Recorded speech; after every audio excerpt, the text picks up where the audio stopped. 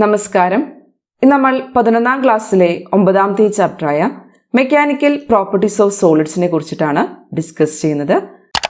ഈ ചാപ്റ്ററിന്റെ നോട്ടിന്റെ ലിങ്ക് നമ്മുടെ ഡിസ്ക്രിപ്ഷൻ ബോക്സിൽ നൽകിയിട്ടുണ്ട്. Elasticity, the property of a material by virtue of which it regains its original shape on the removal of deforming force is called elasticity. ഒരു ഒബ്ജക്റ്റിന്മേൽ കൊടുത്തിരിക്കുന്ന deforming force remove ചെയ്യുമ്പോൾ അത് അതിൻ്റെ ഒറിജിനൽ ഷേപ്പ് റിഗെയിൻ ചെയ്യുന്നെങ്കിൽ ആ പ്രോപ്പർട്ടിനെ നമുക്ക് ഇലാസ്റ്റിസിറ്റി എന്ന് വിളിക്കാം.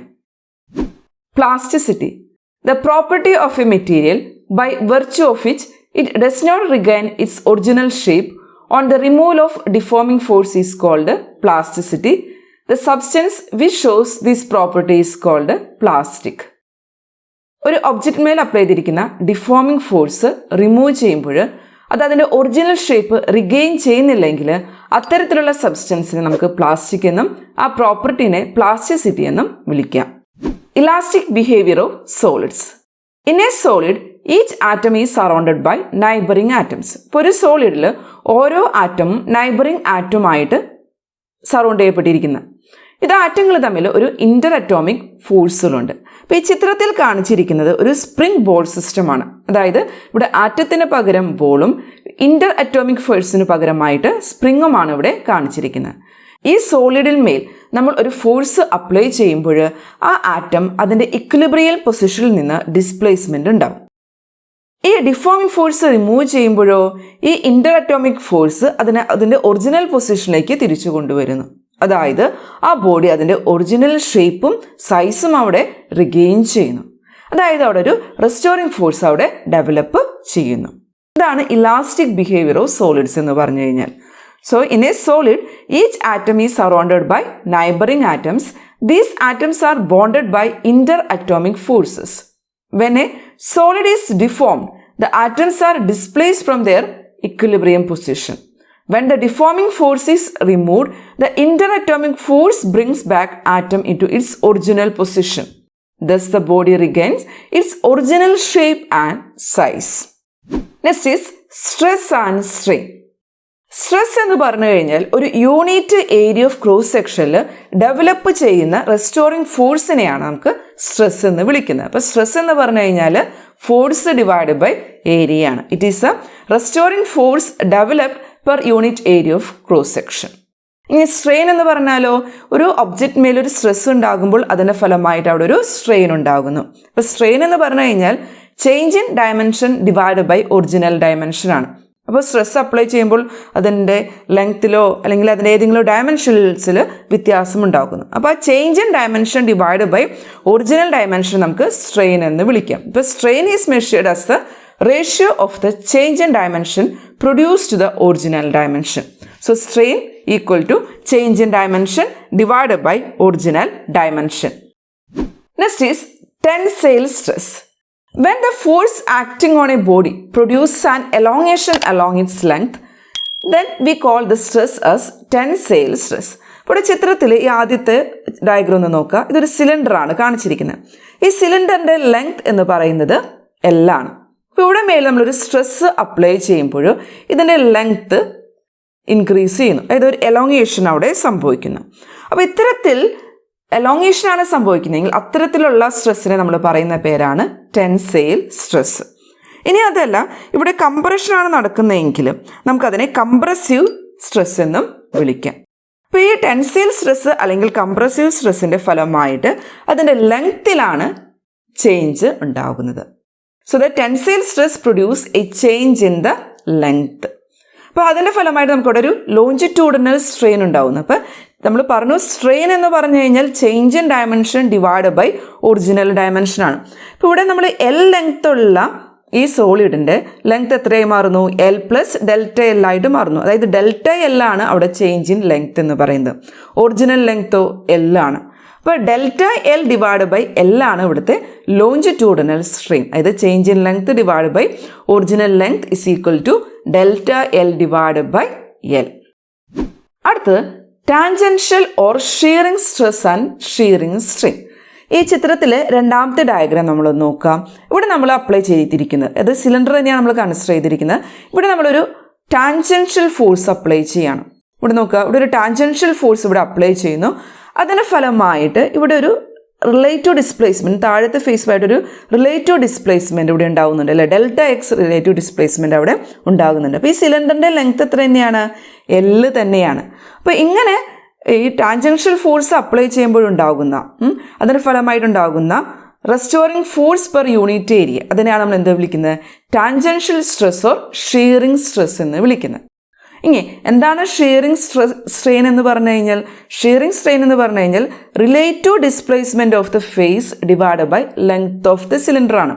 ഇവിടെ നോക്കുക, ഇവിടെ ഡെൽറ്റ എക്സ് എന്ന് പറയുന്നതാണ് ഇവിടെ ഈ ഫേസുകൾ തമ്മിലുണ്ടാകുന്ന ഡിസ്പ്ലേസ്മെൻറ്റ്, ഡെൽറ്റ എക്സ്. ഈ ലെങ്ത് ഓഫ് ദ സിലിണ്ടർ എന്ന് പറയുന്നത് എത്രയാണ്? L ആണ് അല്ലേ, ക്യാപിറ്റൽ L ആണ്. അപ്പോൾ നമുക്ക് ഷിയറിംഗ് സ്ട്രെയിൻ എന്ന് പറയുന്നത് delta X divide by L ആണ്. ഇവിടെ ഈ ആംഗിൾ നമ്മൾ തീറ്റ ആയിട്ട് എടുക്കുകയാണെങ്കിൽ നമുക്കറിയാം ഇത് ടാൻ തീറ്റയാണ്. ഇത് ഡെൽറ്റ എക്സ് എൽ എന്ന് പറയുന്നത് ടാൻ തീറ്റയാണ്. അപ്പോൾ നമുക്ക് shearing strain is equal to tan theta എന്ന് എഴുതാം. അതല്ലെങ്കിൽ shearing strain is equal to delta X divide by L ആയിട്ട് എഴുതാം. അടുത്തത് hydraulic stress and volume strain. ഇവിടെ മൂന്നാമത്തെ ഈ ചിത്രം നമ്മൾ കൺസിഡർ ചെയ്യുക D. അപ്പോൾ ഇവിടെ നമ്മൾ ഒരു സോളിഡ് നമ്മളൊരു ഫ്ലൂയിഡിൻ്റെ ഉള്ളിലായിട്ട് വെച്ചിരിക്കുകയാണ്. അപ്പോൾ അതിൻ്റെ ഫലമായിട്ട് ഈ സബ്സ്റ്റൻസ് മേൽ പെർപെൻഡിക്കുലറായിട്ട് എല്ലാ ഡയറക്ഷനിലും ഒരു ഫോഴ്സ് ഉണ്ടാകുന്നുണ്ട്. ഇതിൻ്റെ ഫലമായിട്ട് അതിൻ്റെ വോളിയത്തിൽ എന്തുണ്ടാവും? ഡിക്രീസ് ഉണ്ടാവും. അതിൻ്റെ ജിയോമെട്രിക്കൽ ഷേപ്പിലൊന്നും വ്യത്യാസം ഉണ്ടാവുന്നില്ല, പക്ഷെ അതിൻ്റെ വോളിയത്തിൽ ഡിക്രീസ് ഉണ്ടാവും. അപ്പോൾ ഇവിടെ ഹൈഡ്രോളിക് സ്ട്രെസ്, ഈ സ്ട്രെസ് നമ്മൾ പറയുന്ന പേരാണ് ഹൈഡ്രോളിക് സ്ട്രെസ്. അപ്പോൾ അതിൻ്റെ ഫലമായിട്ടുണ്ടാകുന്ന സ്ട്രെയിനെ നമുക്ക് എന്ത് വിളിക്കാം? വോളിയം സ്ട്രെയിൻ എന്ന് വിളിക്കാം. Okay, so consider a solid placed inside a fluid. The force applied by the fluid acts in perpendicular direction at each point of surface. This leads to decrease in volume without a change in its geometrical shape. The strain produced by the hydraulic pressure is called volume strain. അപ്പോൾ നമുക്കറിയാം ഇവിടെ ഉണ്ടാകുന്ന force per area, അതിന് നമ്മൾ എന്താ വിളിക്കുക? Pressure എന്ന് തന്നെയാണ് വിളിക്കുക അല്ലേ. അപ്പോൾ നമുക്ക് ഹൈഡ്രോളിക് പ്രഷറാണ് ഇവിടെ ഉണ്ടാകുന്നത്, അതായത് hydraulic stress. The strain produced due to this hydraulic pressure or hydraulic stress that we are calling as a volume strain. അപ്പോൾ നമ്മൾ പറഞ്ഞു ഇതിൻ്റെ വോളിയത്തിൽ ഡിക്രീസ് ചെയ്യുകയാണ് ചെയ്യണേ. അപ്പോൾ വോളിയം സ്ട്രെയിൻ എന്ന് പറയുന്നത് change in volume divide by original വോളിയമാണ്. ഇവിടെ ചേഞ്ച് ഉണ്ടാകുന്ന ഡയമെൻഷൻ എന്ന് പറയുന്നത് വോളിയമാണ്. അപ്പോൾ നമുക്ക് വോളിയം സ്ട്രെയിൻ എന്ന് വിളിക്കുന്നത് change in volume divide by original വോളിയമാണ്. അടുത്ത് നമുക്ക് ഹുക്സ് ലോ പരിചയപ്പെടാം. ഹുക്സ് ലോ അനുസരിച്ചിട്ട് for small deformation stress and strain are proportional to each other. ഇത് ഇലാസ്റ്റിക് ലിമിറ്റിൽ സ്ട്രെസ്സും സ്ട്രെയിനും പ്രൊപ്പോർഷണലാണ്. സ്ട്രെസ് കൂടുമ്പോൾ സ്ട്രെയിനും കൂടുന്നു. അപ്പോൾ നമുക്ക് stress is proportional to strain ആയിട്ട് വിളിക്കാം. അതായത് സ്ട്രെസ് ഇസ് ഈക്വൽ ടു, നമുക്ക് ആ പ്രൊപ്പോർഷണൽ സൈൻ നമുക്ക് ഈക്വൽ സൈൻ ആക്കുമ്പോൾ stress is equal to a constant into strain. അതായത് ആ കോൺസ്റ്റൻറ്റ് നമ്മൾ K വെച്ചിട്ടാണ് ഡിനോട്ട് ചെയ്യുന്നത്. K ഇൻറ്റു സ്ട്രെയിൻ ആയിട്ട് വിളിക്കാം. ആ Kനെ പറയുന്ന പേരാണ് modulus of elasticity. Next is stress strain curve. ഇവിടെ നമുക്കൊരു എക്സ് ആക്സിസിൽ നമ്മളിവിടെ സ്ട്രെയിനും വൈ ആക്സിസിൽ നമ്മൾ സ്ട്രെസ്സുമാണ് എടുത്തിരിക്കുന്നത്. നമുക്ക് സ്ട്രെസ് സ്ട്രെയിൻ കർവ് ഒന്ന് പരിചയപ്പെടാം.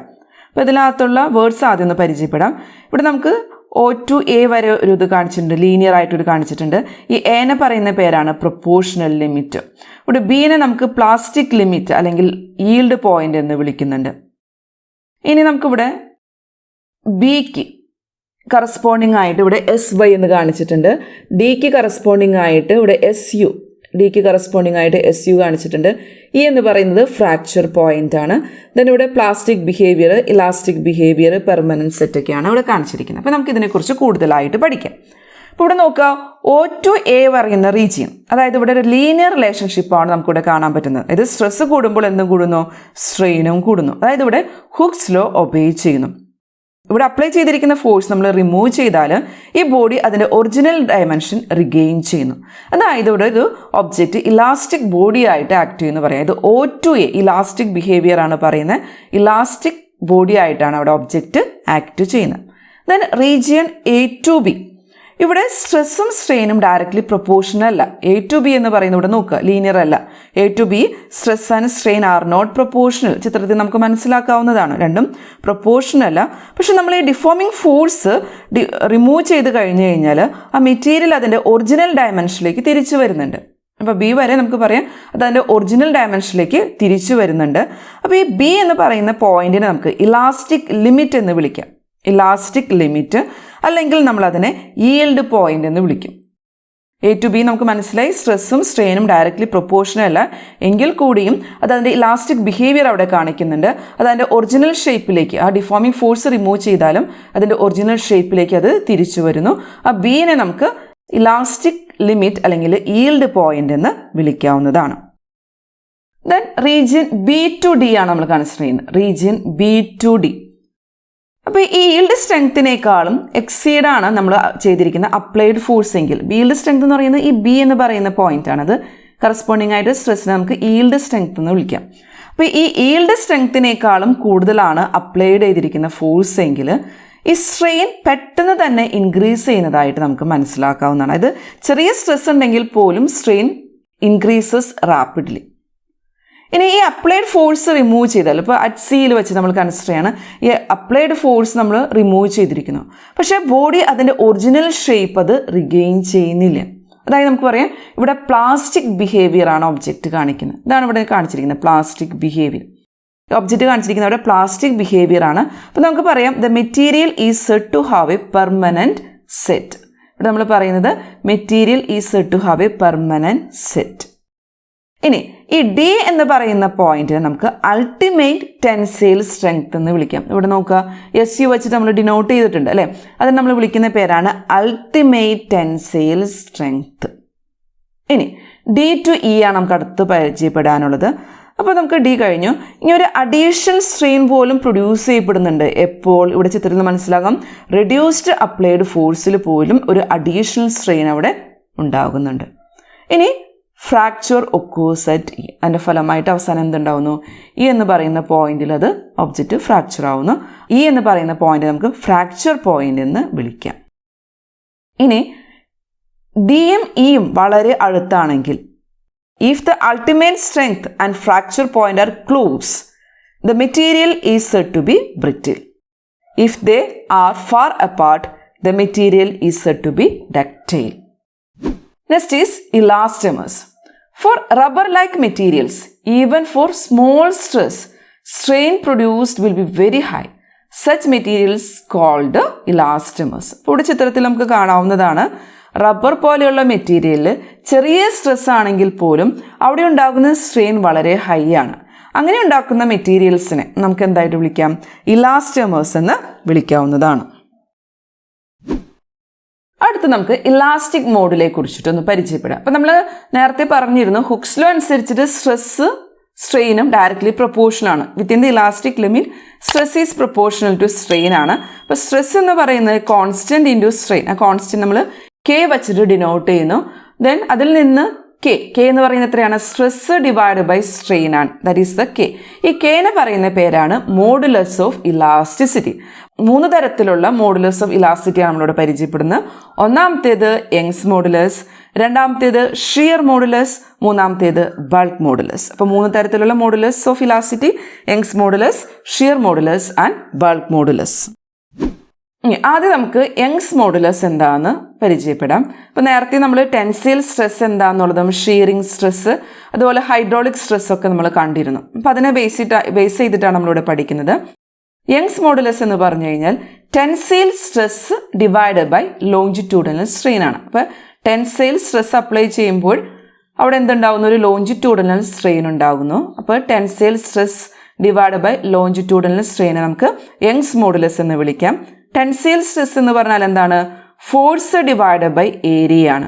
ലോഞ്ചിറ്റ്യൂഡിനൽ സ്ട്രെയിൻ എന്ന് പറഞ്ഞാലോ change in length divide by original ലെങ്ത് ആണ്. ഇപ്പോൾ ഇവിടെ ചേഞ്ച് ഇൻ ലെങ്ത്തിനെ സ്മോൾ L വെച്ചിട്ടും ഒറിജിനൽ ലെങ്ത്തിനെ ക്യാപിറ്റൽ L വെച്ചിട്ടാണ് നമ്മൾ ഡിനോട്ട് ചെയ്യുന്നത്. അപ്പോൾ നമുക്കിവിടെ F/A divided by small L divide by capital L ആയിട്ട് എഴുതാം. അപ്പോൾ that is equal to Young's modulus നമുക്ക് Y is equal to FL divide by AL ആയിട്ട് എഴുതാം. അപ്പോൾ യങ്സ് മോഡുലസ് എന്ന് പറയുന്നത് FL ഡിവൈഡ് ബൈ AL ആണ്. അടുത്തത് ഷിയർ മോഡുലസ്. അപ്പോൾ ഷിയർ മോഡുലസ് എന്താണ്? Shearing stress divide by shearing strain ആണ്. അപ്പോൾ ഷിയറിംഗ് സ്ട്രെസ് എന്ന് പറയുന്നത് F ഡിവൈഡ് ബൈ A തന്നെ. ഷിയറിംഗ് സ്ട്രെയിൻ എന്ന് പറഞ്ഞാൽ നമുക്ക് അറിയാവുന്നതാണ് delta X divide by L ആണ് അല്ലേ. അപ്പോൾ നമുക്കിവിടെ ഈ സ്ട്രെസ്സിന് പകരം F/A ആയിട്ടും then സ്ട്രെയിന് പകരം delta X divide by L ആയിട്ടും കൊടുക്കാം. ഇത് F/A divide by delta X by L that is equal to FL divide by A into delta S. Next is bulk modulus. Bulk modulus എന്ന് പറഞ്ഞാലോ hydraulic stress divide by hydraulic strain or volume strain ആണ്. അപ്പോൾ hydraulic stress എന്ന് പറഞ്ഞാൽ എന്താ നമ്മൾ പഠിച്ചു?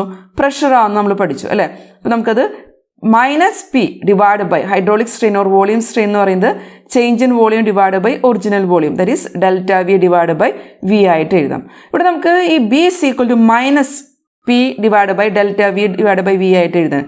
എന്താണ് ഇവിടെ നെഗറ്റീവ് സൈൻ ഇൻഡിക്കേറ്റ് ചെയ്യുന്നത്? അപ്പോൾ നമ്മളിവിടെ പഠിച്ചിരുന്നു, ഇവിടെ നമ്മൾ പ്രഷർ കൂടുമ്പോൾ ഇവിടുത്തെ വോളിയത്തെ എന്ത് ചെയ്യാണ്? വോളിയം ഡിക്രീസ് ചെയ്യാണ് അല്ലേ. പ്രഷർ കൂടുന്നു, വോളിയം അവിടെ ഡിക്രീസ് ചെയ്യുന്നു. അതാണ് ഇവിടെ ഈ നെഗറ്റീവ് സൈൻ വെച്ചിട്ട് നമ്മൾ ഇൻഡിക്കേറ്റ് ചെയ്യുന്നത്. ഇനി ഈ ബൾക്ക് മോഡുലസിൻ്റെ റെസിപ്രോക്കലിനെ പറയുന്ന പേരാണ് compressibility. That is equal to K വെച്ചിട്ടാണ് നമ്മൾ ഡിനോട്ട് ചെയ്യുന്നത്. അപ്പോൾ K is equal to 1/b ആയിട്ട് എഴുതാം. അടുത്തായിട്ട് elastic potential energy in A stretched wire. When A wire is stretched work is done against the intermolecular force. അപ്പോൾ നമ്മളൊരു wire stretch ചെയ്യുമ്പോൾ ഇന്റർമോളിക്കുലർ ഫോഴ്സിന് എഗെയിൻസ്റ്റ് ആയിട്ടൊരു വർക്ക് ചെയ്യണം. This work is stored in the wire as the elastic potential energy. അപ്പോൾ ഈ work എന്ന് പറയുന്നത് ഈ വയറിൽ ഇലാസ്റ്റിക് പൊട്ടൻഷ്യൽ എനർജി ആയിട്ടാണ് സ്റ്റോർ ചെയ്യപ്പെടുന്നത്. അപ്പോൾ നമുക്കറിയാം ഇതിൻ്റെ ഫോഴ്സ് നമ്മൾ കൺസിഡർ ചെയ്യുന്നത് 0 തുടങ്ങിയിട്ട് F വരെയാണ്. അപ്പോൾ അങ്ങനെയാണെങ്കിൽ വർക്ക് ഡണിനൊരു ഇക്വേഷൻ നമുക്ക് അറിയാവുന്നതാണ്, ഫോഴ്സ് ഇൻറ്റു ഡിസ്പ്ലേസ്മെൻ്റ് ആണ്. അപ്പോൾ ഫോഴ്സ് എന്ന് പറയുന്നത് ഫോഴ്സിൻ്റെ ആവറേജ് ആണ് ഇവിടെ കൺസിഡർ ചെയ്യുന്നത്. അപ്പോൾ 0 to F നമ്മൾ കൺസിഡർ ചെയ്യുന്നു ഫോഴ്സ്. അപ്പോൾ അതിൻ്റെ ആവറേജ് എന്ന് പറയുന്നത് 0 + F / 2, അതായത് F/2 ആയിട്ട് എടുക്കുക. ഇനി ഇവിടെ ഉണ്ടാകുന്ന വയറിലുണ്ടാകുന്ന എലോങ്ങേഷൻ, അതായത് ലെങ്ത് എന്ന് പറയുന്നത് L ആണ്.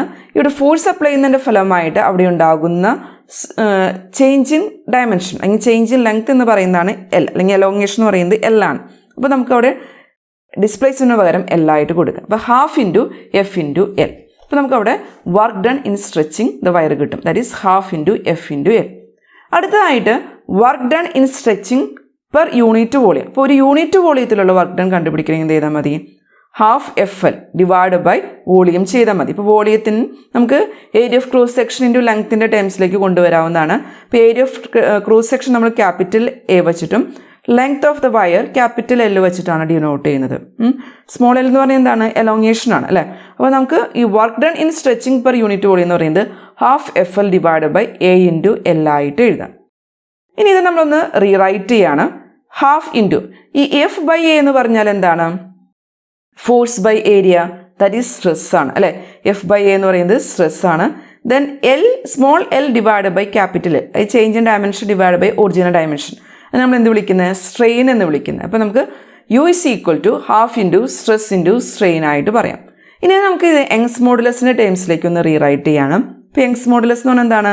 Stress divide by tensile stress divide by strain ആണ് അല്ലേ. അപ്പോൾ നമുക്കിവിടെ ഈ സ്ട്രെയിൻ വെച്ചിട്ട് ഇതിനൊന്ന് നമ്മൾ മൾട്ടിപ്ലൈയും ചെയ്യുന്നു, ഒപ്പം തന്നെ ഡിവൈഡും ചെയ്യുന്നു. അപ്പോൾ 1/2 × stress divide by strain into strain into strain, അതായത് 1/2 Y × സ്ട്രെയിൻ സ്ക്വയർ ആയിട്ട് എഴുതാം. അപ്പോൾ നമുക്കിവിടെ യങ്സ് മോഡുലസിൻ്റെ ടേംസിൽ നമുക്ക് ഇലാസ്റ്റിക് പൊട്ടൻഷ്യൽ എനർജി നമുക്കൊന്ന് ഡിനോട്ട് ചെയ്യാവുന്നതാണ്. Per unit volume U is equal to work done in stretching wire per unit volume U is equal to 1/2 Y × strain square ആയിട്ട് എഴുതാം.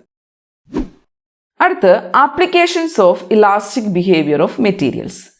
Metallic ropes are used in cranes for lifting the load because of its high elasticity.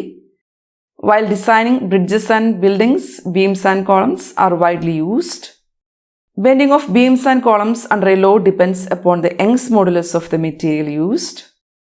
To reduce the bending of the beam for a given load, material with larger Young's modulus is to be used. Then third one, the maximum height of mountain is limited by elastic property of rock which hold the mountain. Next is buckling. If the load is not properly placed on a beam, the beam will bend sidewise as shown in the figure. This bending is called buckling. ഇപ്പോൾ ഈ ചിത്രത്തിൽ ഇതൊന്ന് നോക്കുക, ഈ രണ്ടാമത്തെ diagram ഒന്ന് നോക്കുക. ഇപ്പോൾ ലോഡ് പ്രോപ്പറായിട്ടല്ല ഈ ബീമിൽ കൊടുത്തിരിക്കുന്നതെങ്കിൽ ഈ ബീം ഒരു ബെൻഡിങ് കാണിക്കും. ചിത്രത്തിൽ കാണിച്ചിരിക്കുന്ന പോലെ ഒരു ബെൻഡിങ് ഉണ്ടാവും. ആ ബെൻഡിങ്ങിൻ്റെ പേരാണ് നമ്മൾ എന്തായിട്ട് വിളിക്കുന്നത്? ബക്ലിംഗ് എന്ന് വിളിക്കുന്നത്. ഇതിനെ ബക്ലിംഗ് എന്നാണ് വിളിക്കുന്നത്. അടുത്തായിട്ട് നമ്മൾ ഒരു സോളിഡ് റെക്റ്റാങ്കുലർ ബീം, അതിൻ്റെ ലെങ്ത്ത് L ആയിട്ട് എടുക്കുക, ബ്രെഡ്ത്ത് നമ്മൾ B ആയിട്ട് എടുക്കുക. ലെങ്ത്ത് L, ബ്രെഡ്ത്ത് B ആണ്. ദെൻ അതിൻ്റെ തിക്നെസ് D ആയിട്ട് എടുക്കുക. ഇനി ഇതിൻ്റെ സെൻറ്ററിൽ നമ്മൾ കൊടുക്കുന്ന ലോഡ് എന്ന് പറയുന്നത് mg ആയിട്ട് കൺസിഡർ ചെയ്യാം. അങ്ങനെയാണെങ്കിൽ ഈ സെൻറ്ററിൽ ഉണ്ടാകുന്ന ഡിപ്രഷൻ നമുക്ക് ഡെൽറ്റ വെച്ച് ഡിനോട്ട് ചെയ്യാം. Depression delta is equal to mgL³ divided by 4bd³ y ആണ്. അതായത് ഇവിടെ ലോഡ് ഉണ്ടാകുമ്പോൾ ഉണ്ടാകുന്ന ഡിപ്രഷൻ എന്ന് പറയുന്നത് എത്രയാണ്? mgL³ divided by 4bd³ y ആണ്. അപ്പോൾ നമുക്ക് ഈ buckling can be avoided if the beam is given the section of the letter I. Such beam is called I-form girder. So the buckling can be avoided if the beam is given to the section of the letter I. Such beams is called I-form girder. അപ്പോൾ ഇതിൻ്റെ advantages എന്ന് പറയുന്നത് it reduces the weight of the beam, it saves material, it prevents buckling. ഞങ്ങളുടെ channel subscribe ചെയ്യുക. അതോടൊപ്പം അടുത്തുള്ള bell icon enable ചെയ്യാനും മറക്കരുത്.